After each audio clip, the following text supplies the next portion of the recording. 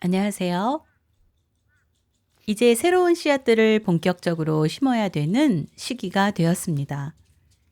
오늘은 어떤 토양 상태일 때 씨앗들이 가장 잘 자랄 수 있는지 보여드리고, 낙엽을 덮어놓은 곳 위에, 즉 낙엽 멀칭이 되어 있는 곳 위에 어떻게 씨앗을 뿌릴 수 있는지 소개해드리겠습니다. 그리고 오이나 호박 같은 열매 채소들을 한 달 일찍 텃밭에 직파하는 방법을 알려드릴게요. 오이나 호박, 토마토 같이 주로 모종으로 심는 작물들도 씨앗으로 직접 밭에 심으면 훨씬 쉽고 건강하게 키울 수 있답니다. 그럼 어떤 땅에 씨앗을 뿌려야 잘 자랄 수 있을까요? 딱딱하게 굳은 땅이나 입자가 큰 덩어리진 흙이 많은 땅에 씨앗을 뿌리면 잘 자라날 수가 없습니다. 씨앗이 습기를 잘 머금고 부풀어서 새싹을 터뜨리고 흙에 잘 뿌리 내리려면 토양의 상태가 무엇보다도 중요한데요. 이렇게 입자가 작은 알갱이로 되어 있어 공기층이 많고 폭신하고 부드러운 상태가 씨앗이 잘 성장할 수 있는 흙의 상태랍니다. 작년 가을 수확이 끝난 텃밭 위에 낙엽과 텃밭 수확하고 남은 부산물들로 땅을 덮어 놓았었는데요. 지금은 어떻게 되었을까요? 긴 겨울을 지나면서 덮여진 것들도 많이 얇아지고 겉보기에도 많이 변화가 있어 보이죠? 살짝 걷어내고 토양의 상태를 보면 텃밭 부산물들과 수북했던 낙엽들은 많이 사라지고 이렇게 거의 토양처럼 보입니다. 음식 쓰레기를 꾸준히 묻어 놓았는데 추운 날씨에도 어느 정도 분해가 되고 있는 모습도 보이고 아직까지도 그대로 있는 곳도 있네요. 이제 여러 가지 잎채소들과 당근 씨앗을 뿌리기 위해서 덮여진 것들을 조금 걷어내어 보았습니다. 가까이서 자세히 살펴보면 흙 덩어리가 아니라 동글동글 작은 알갱이들처럼 생긴 토양이 되었어요. 낙엽과 텃밭 부산물들 덕분인지 토양 동물들도 이미 활동을 시작한 것 같죠. 작은 지렁이들의 모습도 눈에 띄었는데요. 이런 상태라면 식물들이 뿌리를 깊고 넓게 잘 뻗으면서 건강하게 자랄 수 있을 것 같습니다. 만약 흙이 딱딱하게 뭉쳐진 상태이거나 진흙과 같은 상태라면 흙 덩어리를 부순 후 퇴비 같은 유기물들과 잘 섞어서 씨를 뿌리거나 식물을 심어줘야 합니다. 토양 속에 공극이 전혀 없는 딱딱한 상태라면 식물의 뿌리는 잘 자라날 수가 없습니다. 토양이 부드럽고 푹신한 상태가 되었다면 이제 씨를 뿌려도 됩니다. 상추나 열무 같은 대부분의 잎채소들은 생각보다 추위에도 매우 강한 편이기 때문에 일찍 파종해도 좋습니다. 특히 벌레들이 본격적으로 활동하기 전인 3월이나 4월에 뿌리면 유리한 점이 많죠. 지금은 3월 말인데 벌써 루꼴라에는 벌레들의 흔적이 조금 보이네요. 하지만 먹는 데는 전혀 지장이 없답니다. 여러 가지 상추 종류와 루꼴라 씨앗을 섞어서 파종한 곳인데 커 나가는 대로 솎아서 수확하면 꽤 유용합니다. 빽빽한 곳부터 수확해서 점차 일정한 간격으로 벌려가면서 여름까지 쭉 키울 수 있답니다. 열무 씨앗도 미리 뿌려보았는데요. 상토와 섞어서 뿌려 주었습니다. 씨를 뿌린 후에는 물을 약하게 여러 번 줍니다. 열무나 레디쉬, 즉 적합무 같은 작물들은 한 달 이내로 짧게 키워서 수확할 수 있기 때문에 5월이나 6월에 다른 작물들을 심기 전 잠깐 땅을 놀리지 않고 활용하기 좋습니다.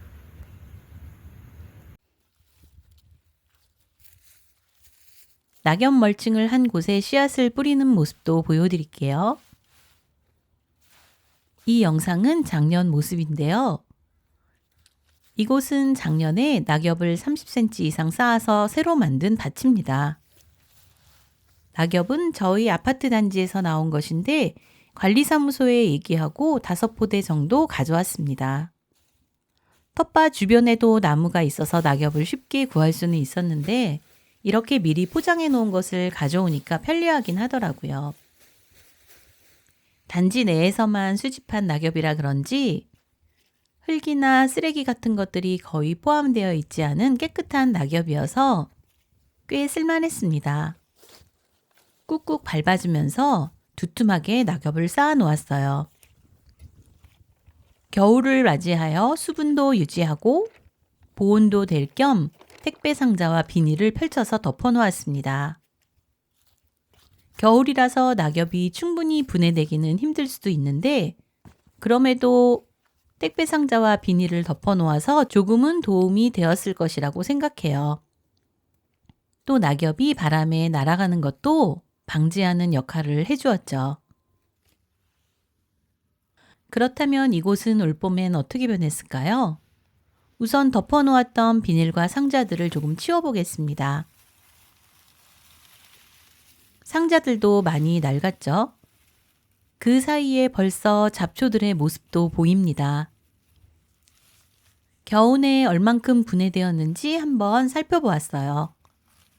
색깔도 까맣게 변했고 많이 부서진 모습도 보입니다. 바싹 말라있는 표면과는 달리 안쪽은 촉촉한 상태로 잘 유지되고 있는 것 같습니다. 상자를 치우고 낙엽 속을 관찰해 보니까 촉촉하고 처음의 낙엽 모습과 비교하면 꽤 많이 부서진 모습입니다. 기온이 이제 점점 높아지면서 각종 미생물들과 토양동물들의 활동이 더 활발해질 것을 기대해 봅니다. 그러면 낙엽도 더욱더 빠르게 분해되어 비옥한 토양으로 되겠죠? 다양한 미생물들과 토양동물들의 활발한 활동 때문에 병충해 피해가 없이 건강한 채소를 수확하게 될 것을 기대하고 있죠. 지금 이곳에 파종을 한번 해보려고 하는데요. 이 상태로 어떻게 파종하면 좋을까요? 이 낙엽 표면 위에 씨앗을 바로 뿌리면 아무래도 문제가 좀 있어 보입니다. 작디 작은 씨앗이 뿌리를 내리고 정착하기에는 낙엽의 크기가 아직은 꽤 커 보이는데요. 그래서 씨앗을 뿌릴 부분만큼만 상토를 덮어주고 파종하기로 했습니다. 상토를 덮어주기 전 최종적으로 낙엽을 다시 한번 꾹꾹 잘 눌러주었어요. 그리고 씨앗을 뿌릴 부분에 상토를 넉넉히 덮어주었습니다. 상토는 씨앗이 새싹으로 잘 자랄 수 있도록 가볍고 작은 입자들로 되어 있어서 한 포대에 사두면 파종할 때마다 요긴하게 사용할 수 있답니다. 대파 씨앗을 한번 뿌려보았는데요. 대파 싹이 나서 뿌리가 상토층을 뚫고 자랄 때 즈음에는 낙엽들도 많이 분해되어 대파가 자라기 좋은 토양이 되어 있을 겁니다. 대파 씨앗들은 그렇게 깊이 심지 않아도 되기 때문에 씨앗을 뿌린 후 얇게 상토를 한번 덮어주었어요. 대파씨가 왠지 조금 많이 뿌려진 것 같지만 나중에 실파로 솎아서 먹어도 맛있기 때문에 괜찮습니다. 이렇게 씨앗을 얕게 심은 경우에는 물을 줄 때 특히 조심합니다. 센 물줄기 때문에 씨앗이 날리거나 씻겨가지 않게 살살 물을 줍니다. 한번 살짝 물을 주고 조금 쉬었다가 잠시 후 다시 물을 주면 더욱 좋습니다.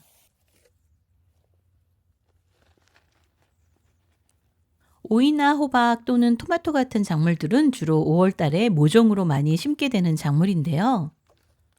모종으로 심지 않고 밭에 직접 직파하면 훨씬 편하게 튼튼하게 키울 수 있답니다. 같은 오이나 호박이라도 모종으로 심은 것보다 직파한 것이 왠지 병충해 피해도 덜 받고 더 오랫동안 많은 열매를 맺는다는 것을 발견할 수 있었습니다. 아마도 땅에 직접 심었으니까 처음부터 모종판과는 달리 뿌리를 마음껏 넓게 펼치면서 자라기 때문인 것 같은데요. 근데 지금 시기에 직파를 하면 아무래도 추위나 서리 피해가 많이 걱정이 됩니다. 그렇다고 추위나 서리 걱정 없이 5월 달에 씨앗을 뿌리려면 수확할 수 있는 시기가 많이 줄어들겠죠. 그래서 오늘은 페트퐁을 이용해서 미니 보호막 속에 씨앗들을 심어보려고 합니다. 물론 비닐이나 부직포 같은 것들을 보온 재료로 이용할 수도 있지만 오늘은 페트병을 한번 이용해 볼게요. 땅 속에 충분히 고정시키기 위해서 길이를 넉넉히 잘라주고 보호는 하되 공기가 잘 순환될 수 있도록 양쪽에 구멍을 만들어 주었습니다. 그러면 환기도 잘 되고 서리가 내릴 때 새싹들을 잘 보호할 수 있으리라 기대합니다. 봄에는 바람이 센 경우도 많아서 날아가거나 들썩거릴 수 있기 때문에 새싹들이 피해를 입지 않도록 위에 돌을 올려서 고정시켜 주었어요. 오늘은 씨앗이 잘 자라는 토양의 상태를 보여드리고 낙엽 멀칭이 되어 있는 상태에서 파종하는 방법, 조금 이른 시기에 직파하는 방법 등을 소개드렸습니다. 이렇게 봄 파종을 어느 정도 마무리했는데요. 올해는 작물들이 어떻게 자라날지 또 기대가 됩니다. 오늘 영상이 조금이라도 도움이 되셨다면 구독과 좋아요도 잊지 말고 꼭 눌러주세요. 그럼 오늘도 영상 봐주셔서 감사하고 다음에는 더 유익한 영상으로 찾아뵙겠습니다. 감사합니다.